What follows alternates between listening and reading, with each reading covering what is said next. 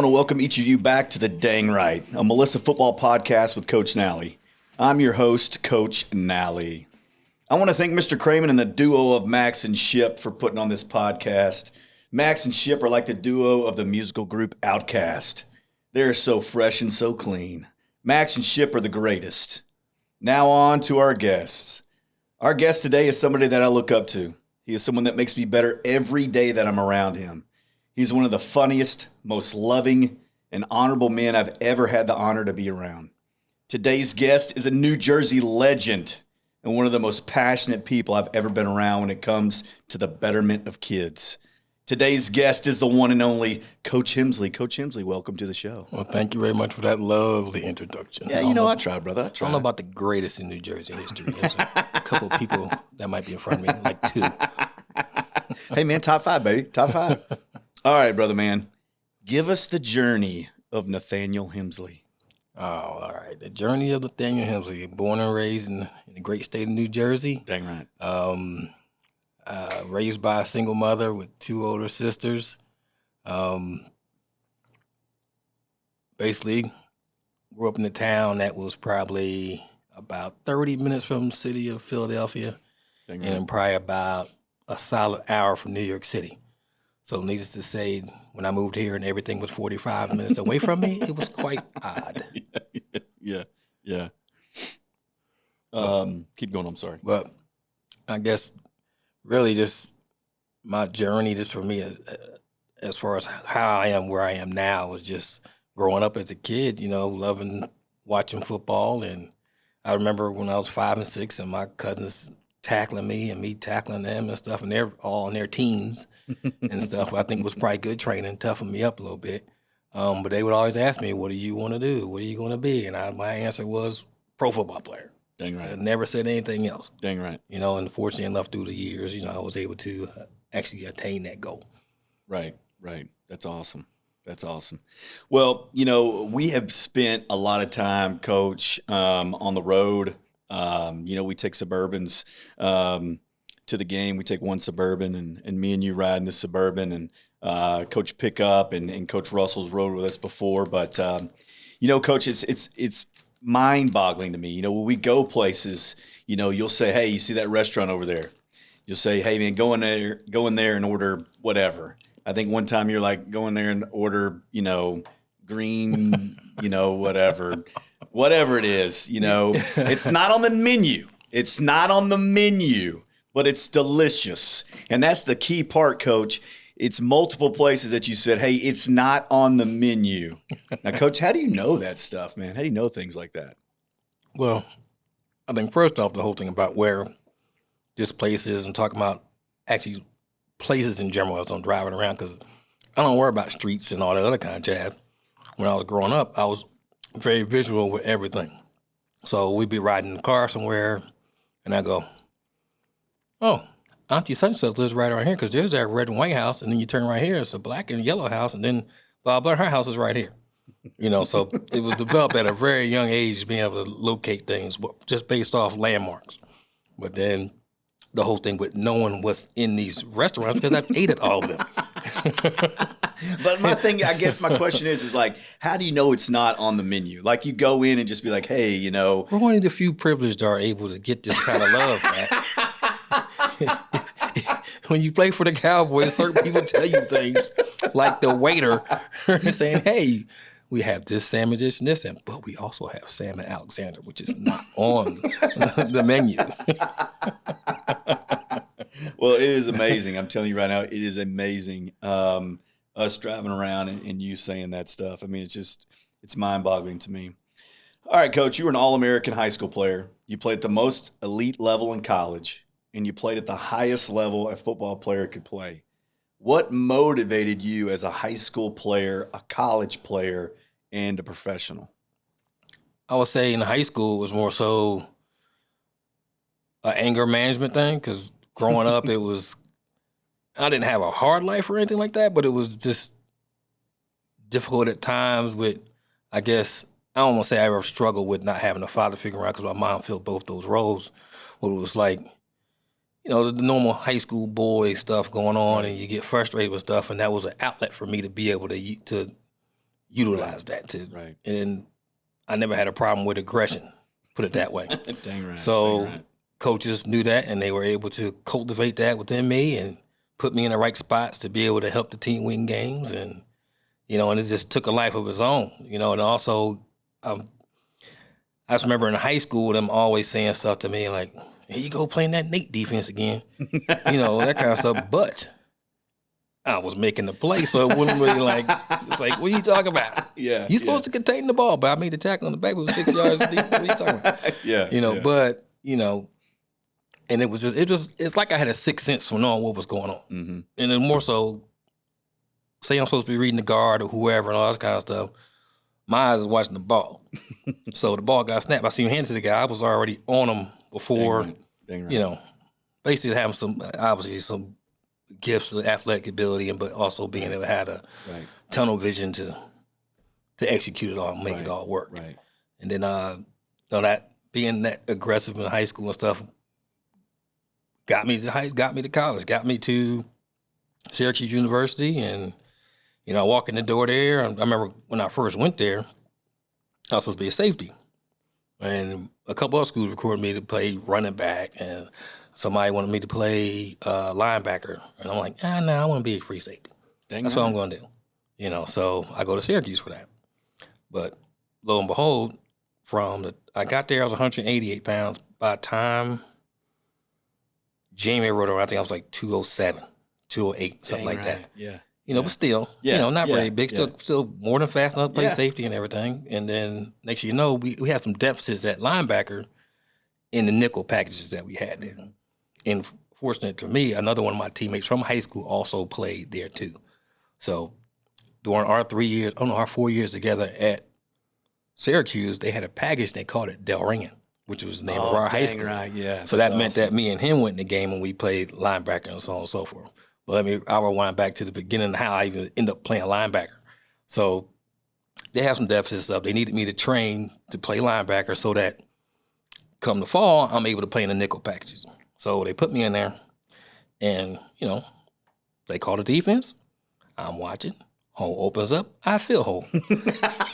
So therefore, I make tackle in backfield and all this stuff. And everybody's like, well, wait a minute. He was in the play. He was in the, for how many plays? 10 plays straight. How many tackles he made? 86. And how many for loss? 3. We might leave him in there. Dang right. And then before you know it, you come the fall, I'm starting inside linebacker at 205 pounds or something like that. Oh, wow. And I mean, it was rough that first year just because of size. I mean, I made tons of tackles, because I was good at slipping them, and I knew I better not lock up with one of the linemen because it's going to be bad. But obviously through the years, I put on a little bit more weight and stuff and was able to, I think I ended up leaving college, I was like 225 or something like that, But through it, I go through the whole draft experience and all that kind of stuff. I thought I was going to go, I think it was Pittsburgh, not Pittsburgh, Baltimore. And Baltimore was looking at me, and the Rams was the other one. Actually, the Rams really was the one I thought I was going to go to. But the funniest story about the whole experience from going from college to pros was just the whole, you never know who's watching you, who's been watching you. Right. So when I was in high school, a guy, Marvin Lewis, was a linebacker coach at University of Pittsburgh. And he told me that I was going to be a linebacker in college. And he showed me the linebacker position he wanted me to play for them. You going to play as a freshman? I'm like, nah, I'm a safety. So you fast forward maybe 2 or 3 years into college, Marvin Lewis is now the linebacker coach at the Pittsburgh Steelers. Wow. And he's at Pro Day. And I'm at Pro Days watching the older guys do their thing, and we do our 40s, everybody else and everything. And he walks over to me, he goes, told you he was going to be a linebacker. I'm like, hey, Coach Lewis, how you doing? Blah, blah, blah. Whatever. And then, so fast forward again. I'm in college. I've redshirted my first year. So 4 years later, graduating, Baltimore Ravens come. Worked me out not once, not twice, 3 times. Wow. Interviewed me twice at the Hula Bowl. So I'm really like, what is the Baltimore Ravens? What do they want with me? What is going on?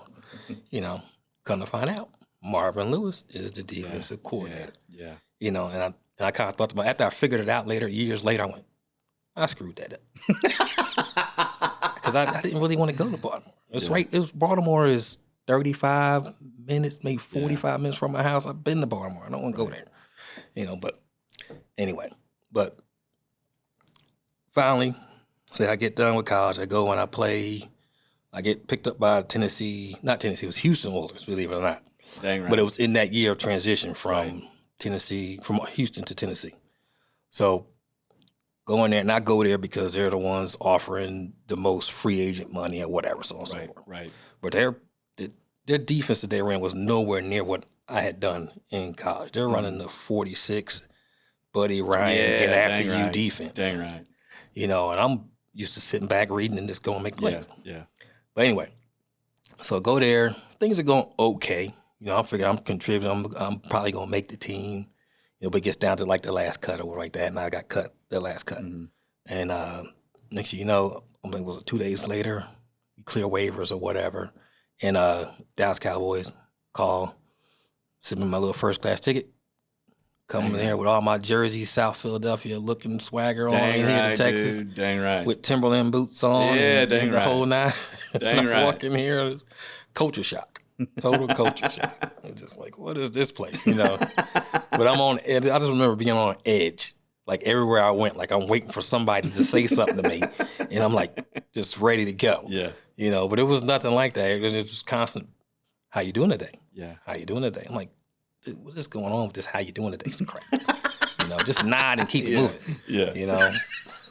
But finally you figure out over the time, they're actually wondering how you're doing.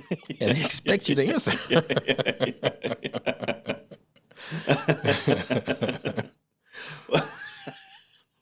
That doesn't shock me. I mean, I know you're a big Philadelphia Eagle fan, and through the years, we have a bunch of Cowboy fans on our staff, and I know that that was one of your things about just when you got here. You had told us that people were so kind. Yes, that's very.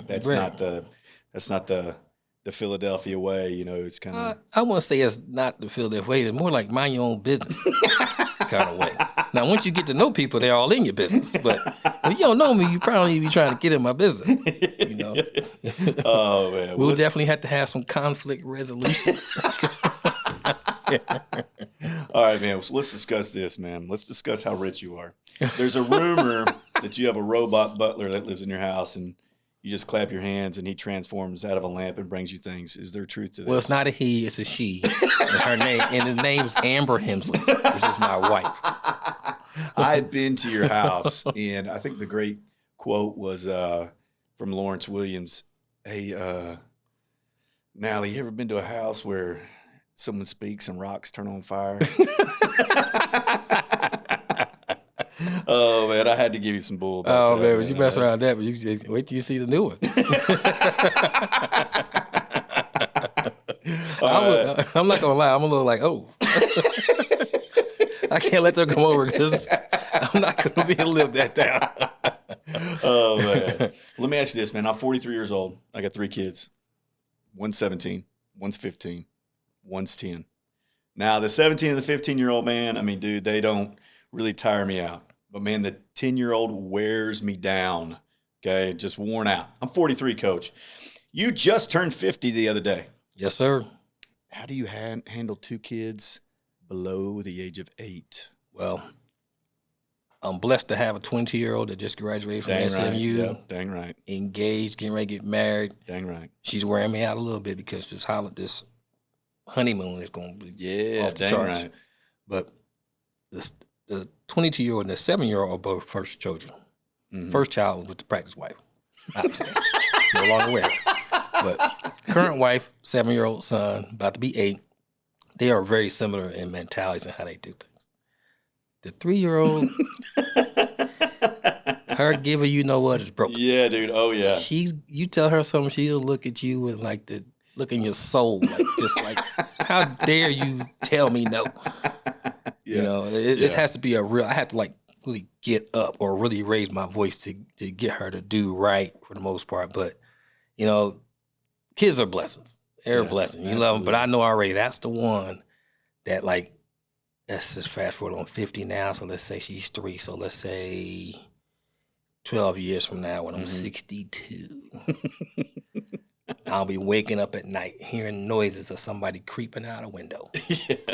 And there better not be somebody creeping in the window because it would not go well. Oh, man, dude.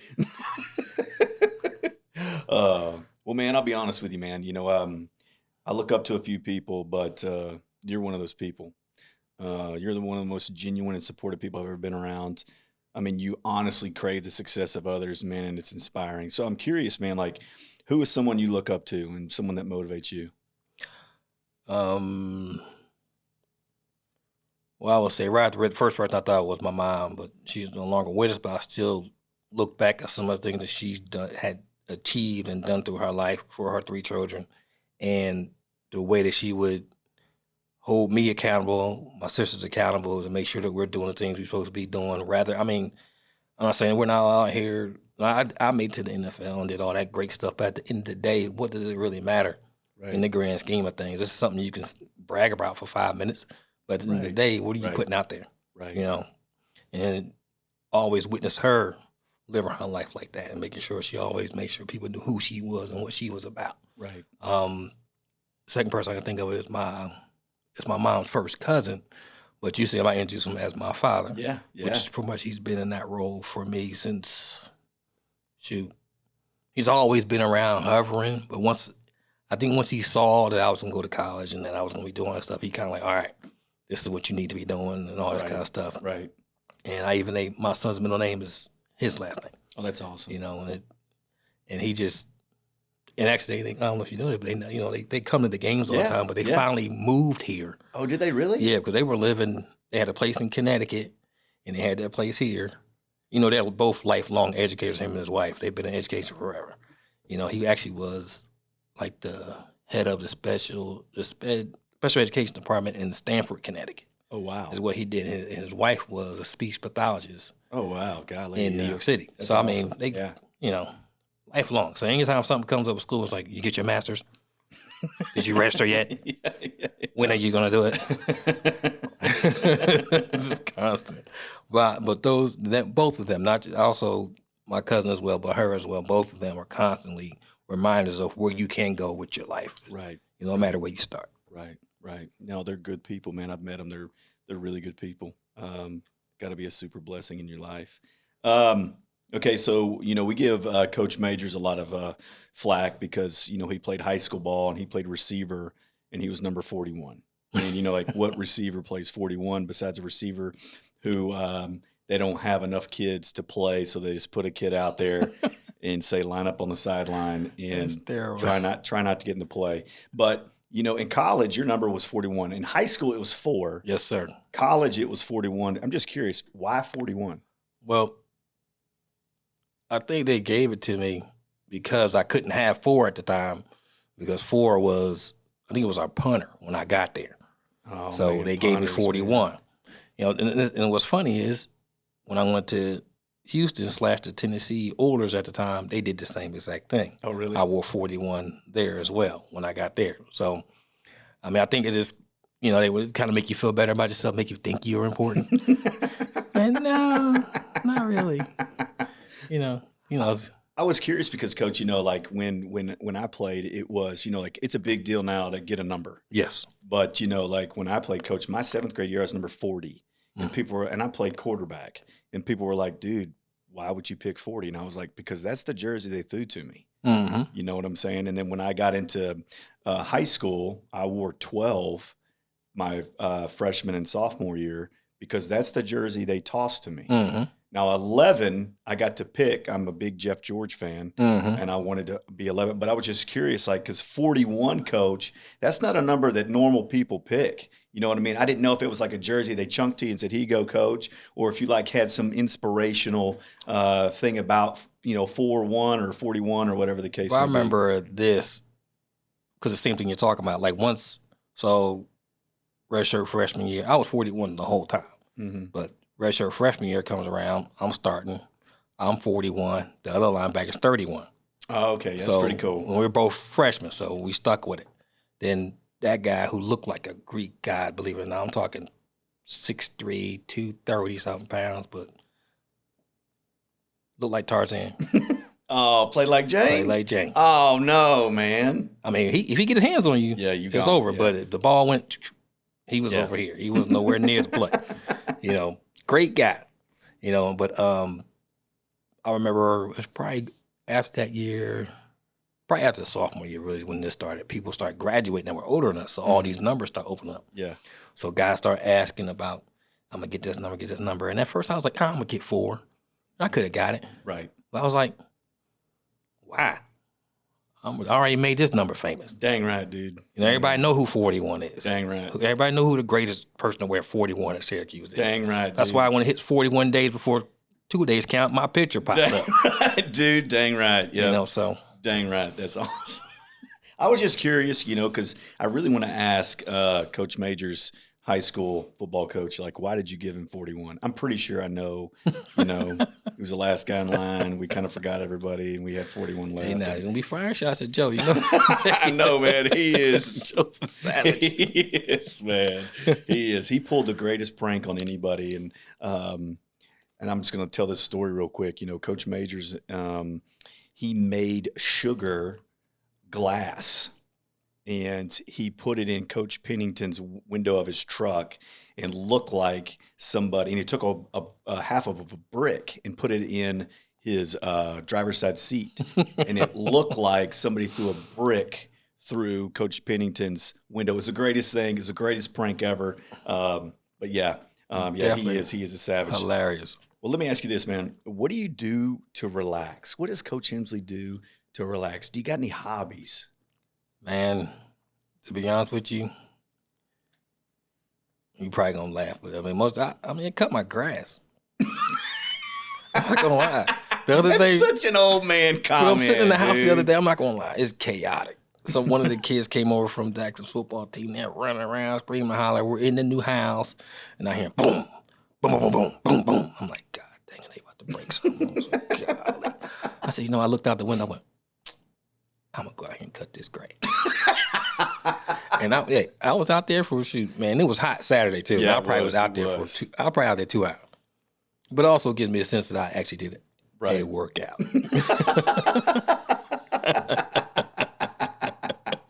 I did not use the auto drive function that you grab the handle and it starts driving. No, I had to push it. Oh man, you know, it's just wild because, you know, I mean, we're coaches and people ask me, you know, what do you do for a hobby? Mm-hmm. You know, what do you do to relax? And, you know, it's kind of crazy. Like, I think there's some coaches on our staff that need to learn that work-life balance. Yes, very. And there's probably coaches all around that need to learn it. I mean, you take a chance and sit back. I mean, like I said, that's what I did the other day. That's why it popped in my head. You know, a majority of the time, just you get away for a minute or play with the kids for a minute to get your mind off work and all that kind of stuff. And then Amber asked me whatever to make a turkey, smoke a turkey or something like that. I'll do that. Dang right. Anything that you're doing to get your mind off of all that other stuff's going on in your life and enjoy the time that you have and with your family. Absolutely. And God forbid you get a chance to be by yourself. Because you by yourself, it's like, oh Lord, I'm by myself. You won the lottery that day. I'm in the car just like, nobody's here. No music on it. He's just riding. Oh man. Well, let me ask you this question, man. You know, everybody kind of has their welcome to the NFL moment. What was your welcome to the NFL moment? Yeah. I can't remember. I think I might have told you this one before. All right. So my real welcome to the NFL moment. It wasn't when I was at Tennessee. That wasn't really anything. I learned a lot from it, but when you learn that it's real, that it's like real, like you can get your soul knocked out of your body kind of real. All right, so you know, I told you a story about how I got cut from Tennessee, get my plane ticket from Dallas, first class, drive down. You know, I get there, and it was cool because almost every team I played on had at least 5 guys that went to Syracuse on. Oh, that's awesome. Right. So you had Moose Johnson was there at the time. John Flannery was there. Yep. You had Antonio Anderson, who had graduated with me, and they drafted in the 3rd round. Awesome. And who was the other guy? One other guy. I can't remember his name. But anyway, so I get there. You know, of course, they seat me right next to Antonio because we're friends, so whatever, cool. You know, oh, man, we all excited. Everything's great. You know, and this is like, say, a Tuesday. Mm-hmm. So they take you, get our uniform, everything, all that stuff done. You know, fit you up, get you all. You're like, yeah, I want that air helmet. Yeah, here you go. Yeah, I want that pad. Yeah, here you go. Yeah, all right, great. So the next day, you got meetings and stuff you go through. They talk about teaching you the defense. Oh, great. All right, good. It's actually the same defense that I played in college. Oh, that's awesome. Hence is why I ended up being there. Yeah. You know, so long story short, we go do some special team stuff. It was great practice, easy, great. All of a sudden, whistle start blowing, inside drill over here. So we all run over for inside drill and everything, whatever. And first group goes out there and they're doing some stuff. And then next thing you know, they go, all right, hey, Hemsley, go ahead, get in here and something, get in here. And I'm like, damn near like second, third group already. I'm like, dang, I'm in here already? Okay, cool. Yeah. You know, play starts.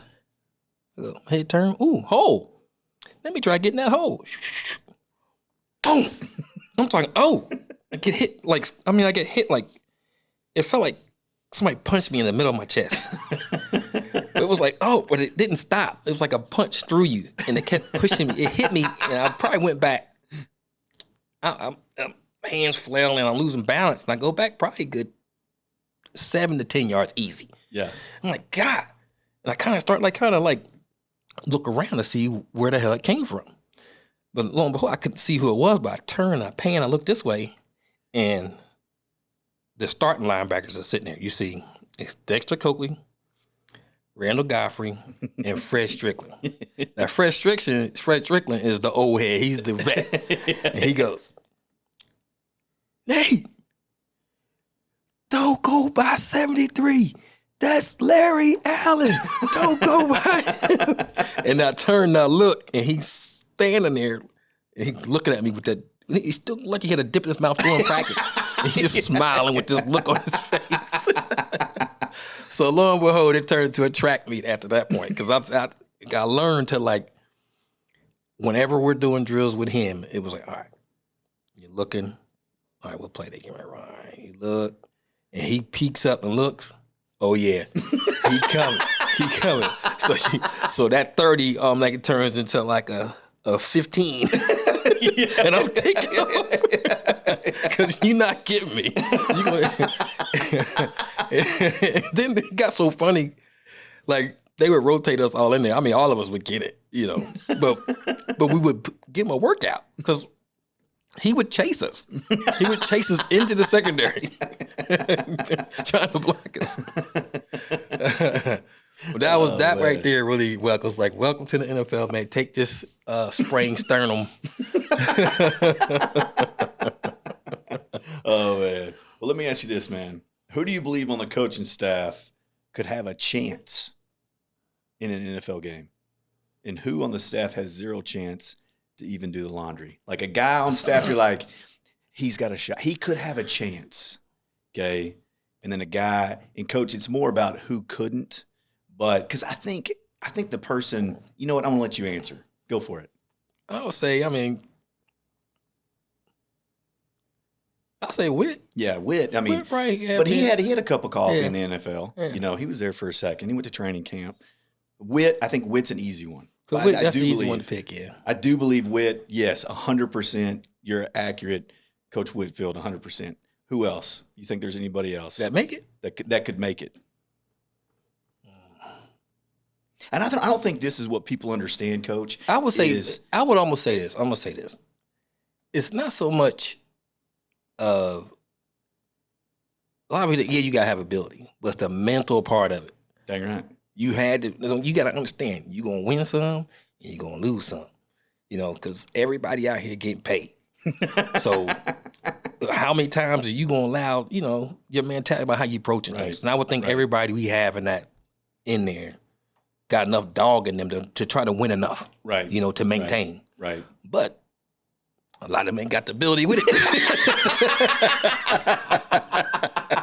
Well, it's funny you say that just because of the fact, I don't think people understand. When you go to some colleges, you're like, yeah, I can see a kid, doing this or a coach playing here or whatever. But when you go to these huge power fours now. Or, Coach, I'm on the sideline of the Cowboy game this year, and this guy runs by, and I'm with Coach DeZern. Uh-huh. And I said, golly, what's that linebacker's name? And discerns like, Matt, that's the punter. I don't think people understand The size, how yes. big these people are. Like Aiden Hutchins, we were on the Detroit side. Mm-hmm. He was the largest human being I've ever seen. And I saw Terrell Owens one time in real life, and he's a receiver. And like these people are so genetically gifted. See, like nowadays, the difference in now when I played, like D linemen were like, if you play defensive end, you're going to be 6'5", 6'6" in that range at the most, and probably 270, 280, Right. Easy, right? Right. You know, D linemen, all the tackles was 300 plus, easy. Right. Now you got to be able to move. You know, some of these guys that are playing today, they were called tweeners because they couldn't really play linebacker, they couldn't really play D line, and they would get cut.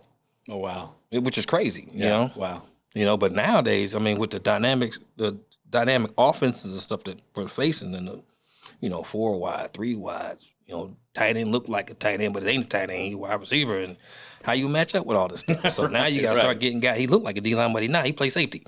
You know, so you gotta try to match up. Yeah, heck yeah. Well, Coach, who 100% no way. Probably Cody.